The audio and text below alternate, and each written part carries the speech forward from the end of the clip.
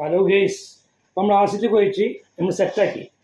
Okay, ഇനി നമ്മളിത് charge ഇടാൻ പോവാണ് 12 വോൾട്ട് വെച്ചിട്ട്. ഓക്കെ, അപ്പോൾ നമ്മളിത് നേരിട്ട് 12 വോൾട്ട് നേരിട്ട് കൊടുക്കരുത്. കാരണം പറഞ്ഞാൽ നമ്മൾ ചാർജ് ചെയ്യല്ലേ, അപ്പോൾ നേരിട്ട് കൊടുക്കുമ്പം അത് ട്രാൻസ്ഫോമറിന് ബാധിക്കും, 12 വോൾട്ടിൻ്റെ ട്രാൻസ്ഫോമറിന് ബാധിക്കും. അതിനെക്കൊണ്ട് നമ്മൾ അധികം സീരീസ് ചെയ്ത് കൊടുക്കണം. ഓക്കെ, നമ്മൾ 12 വോൾട്ടിന് ബൾബ് എടുത്തിട്ട് സീരീസ് ചെയ്ത് കൊടുക്കണം.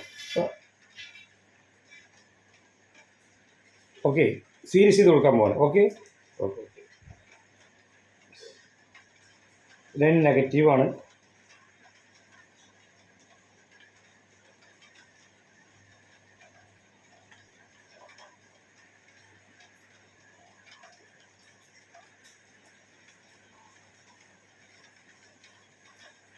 ഈ ബൾബ് നമ്മൾ ലൈറ്റ് ഡിം വരും ഗെയ്സ്. ഇപ്പോൾ ചാർജ് കയറി കൊണ്ടിരിക്കണം. അപ്പോൾ നമ്മൾ ട്രാൻസ്ഫോമറിന് ബാധിക്കില്ല. അല്ലെങ്കിൽ ട്രാൻസ്ഫോമറിൽ ഇവിടുത്തെ ആംബിയറിനെ കൊണ്ട് ഹീറ്റായിട്ട് ഡയോഡ് കപ്പാസിറ്റർ ട്രാൻസ്ഫോമർ ഷോർട്ടായി പോകും. അപ്പം സീരീസ് ചെയ്യാം. അപ്പം ഇത് ചാർജ് കയറേണ്ട ഇത് ലൈറ്റ് കുറഞ്ഞ് വരും. ഇതിൽ കണ്ടില്ലേ, കുറഞ്ഞ് വന്നു കഴിഞ്ഞാൽ പറ്റ കുറവ് ഫിലമെൻറ്റ് ഹീറ്റ് മാത്രമേ ഉണ്ടാവുള്ളൂ. ഹീറ്റ് നിൽക്കുന്ന മാത്രമേ ഉള്ളൂ. കുറഞ്ഞ് വരുന്നില്ല.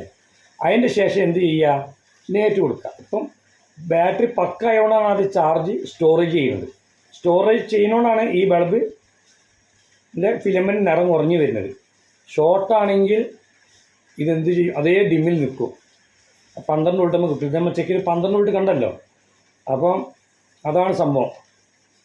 ഓക്കെ, അപ്പം അത് നമ്മൾ പ്രധാനപ്പെട്ട ശ്രദ്ധിക്കണം. ഇപ്പം ബൾബ് ഫിലമെൻറ്റ് വളരെ നൈസായി, വളരെ കുറഞ്ഞ് അതിൻ്റെ പവർ അവ ഫുൾ പക്കാണ് ബാറ്ററി. നമ്മൾ അങ്ങനെ ആകുമ്പോൾ ഓക്കെ, നമ്മൾ നേരിട്ട് കൊടുക്കാം. Okay, thank you. സബ്സ്ക്രൈബ് ചെയ്യുക. Ansar PV site.